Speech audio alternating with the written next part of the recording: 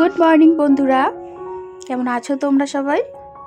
আশা করছি তোমরা সবাই খুব ভালো আছো, সুস্থ আছো।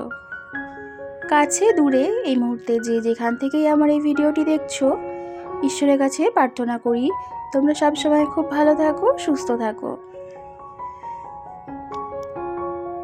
আজকে হচ্ছে বৃহস্পতিবার আর ঘড়ির কাঁটা এখন বাজে ঠিক 11টা। তবে আজকের ভিডিওটা আমি এখন থেকেই শুরু করলাম। আশা করছি আজকের ভিডিওটিও তোমাদের ভালো লাগবে। আজকের ব্লগটা একটু দেরি থেকেই শুরু করলাম। প্রতিদিন হয়তো 10:30 না হলে 9টা এরকম টাইম থেকেই শুরু করার চেষ্টা করি, তবে আজকে একটু দেরি হয়ে গেল। তো এই তো সকালে সোনাকে স্কুলে দিয়ে এলাম, আর এখন এসে আমি বিছানাটা গুছিয়ে নিচ্ছি। সকালবেলা ওরা কাজে আর স্কুলে চলে গেলে তারপরে ফ্রি টাইমটাই নিজের মতো নিজে কাজ করতে ভালো হয়।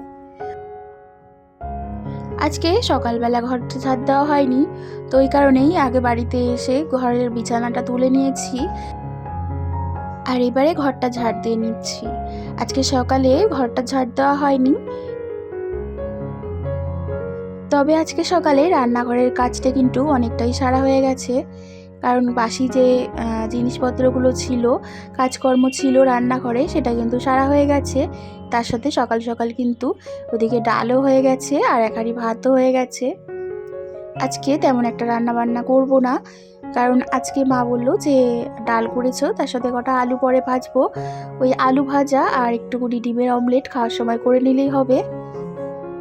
আর আমি যখন সোনাকে স্কুলে দিতে গেছিলাম তার মধ্যে মা সকালবেলা রুটি করেছিল, আর রুটির সাথে খাওয়ার জন্য বিট আর গাজর কড়াইশুঁটি দিয়ে ভেজেছিল। সুন্দর করে কড়াইশুঁটি আর বিট ভাজা একটুকুনি ওই যে মেশিনে যে কোড়া হয় সেই কোড়ানিটা দিয়ে কুড়িয়ে সেটা দিয়েই ভেজেছিল, আর ওইভাবে খেতে কিন্তু বেশ ভালো লাগে। তো সকালে রুটি দিয়েও খাওয়া হয়েছে, এখন কিছুটা রয়েও গেছে, তো দুপুরবেলা ভাত দিয়ে হয়ে যাবে। তো ওই কারণে আজকে আর তেমন কিছু করতে লাগবে না। আর এই তো ঘরটা ঝাড় দেওয়া হয়ে গেছে, তো এবারে ভাবলাম ঘরটা মুছেই নিই। অন্যান্য দিন রান্নাবান্না চিন্তা থাকলে তখন ঘরটা ঝাড় দেওয়া হয়ে গেলেও ঘর মুছতে একটু দেরি হয়। তবে আজকে যেহেতু রান্নার চিন্তা তেমন কিছুই নেই, তো এই কারণে ভাবলাম একদম ঘরটা ঝাড় দেওয়ার সঙ্গে সঙ্গে ঘরটা মুছেও ফেলি, আর তার সাথে কিন্তু একটু সুবিধা হবে। আর আজকে যেহেতু বৃহস্পতিবার, পুজো দিতে একটুখানি বেশ অনেকটাই সময় যাবে, তো এই কারণে এই কাজগুলো আগে আগে করে দিচ্ছি। আর আমাদের রাস্তার এই পাশটায় এত পরিমাণ নোংরা হয় যে ঘর মোছার আগে মানে মনে হয় যেন ঘর কোনোদিনও মোছাই হয় না। তবে এই তো ঘরটা মোছার পরে কতটাই পরিষ্কার লাগছে। আর এই তো ঘরটা মোছা হয়ে গেল, আর এবারে পাপোশগুলোকে ঝেড়ে নিয়েছি আর বেটে দিলাম। এই পাপোশগুলোতে প্রতিদিন এত পরিমাণ বালি জমে যায় তোমাদেরকে কি বলবো। আর কোলাইল রোডে রাস্তায় কাজ হচ্ছে, সে কারণে এখন অনেকটাই বেশি। আর আমাদের সামনেই তো যত গোলার মালগুলো ফেলে, বালি ইট এগুলো ফেলে, তার জন্য ধুলোবালি একটু উড়ে উড়ে আসে। তো যাই হোক, ওদিকে কাজ সেরে এবার ঘরে চলে এসেছি। স্নান করব তার আগে একটুখানি ভাবলাম তেল মাখি আজকে, আর অনেক দিন তেল মাখা হয় না। আর এখন চুলগুলো একদম পাতলা পাতলা হয়ে গেছে, নিজের প্রতি তো সেরকম চুলের কোনো যত্ন নেওয়াই হয় না। তবে যখন ছোট ছিলাম না, তখন মা চুলের মধ্যে অনেক কিছুই লাগিয়ে দিত। যেমন একটা ফল, ওই যে রিঠা ফল, সেই রিঠা ফল আছে না, সেই রিঠা ফল মা আগে প্রতি সপ্তাহে ওই দশকর্মা দোকান থেকে এনে ওগুলো কিন্তু গুলে কিভাবে বেশ লাগাতো। তখন অনেকটাই ছোট ছিলাম, তবে এখনও কিন্তু মনে আছে। তখন বেশ চুলটা ভালো ছিল, আর সেরকম কোনো যত্ন না নিলেও চুলটা কিন্তু ভীষণ সিল্কি ছিল। আর এখন চুল এত পরিমাণ রাফ হয়ে গেছে, আর তার সাথে চুলের একদমই পাতলাও হয়ে গেছে। তো যাই হোক, আজকে আর শ্যাম্পু করবো না, আজকে তেলটা দিলাম আর দুদিন পরে শ্যাম্পু করব। মাথায় তেল দিয়ে তো রাখাই হয় না, তবে মাঝে সাঝে একটু তেল দিলে চুলটা কিন্তু ভালোই থাকে। আর এই তো এবারে স্নান টান সেরে যে কটা জামা কাপড় ছিল জল ধোয়া করে মিলে দিলাম, আর পুজো টুজো সেরে একেবারে নিচে এসেছি। আমি এবারে খেয়ে নেব। আজকে আমার প্রচণ্ড খিদে পেয়েছে, কারণ সকাল থেকে একদম কিছুই খাওয়া হয়নি।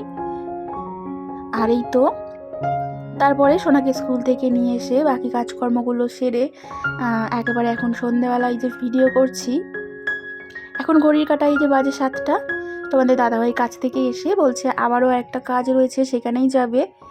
আর একটা জিনিস খুঁজছিল জামা কাপড়ের মধ্যে, তো সে কারণে সমস্তটাই আর কি সব বের করেছি, তবে সেটা আর খুঁজে পাওয়া যায়নি।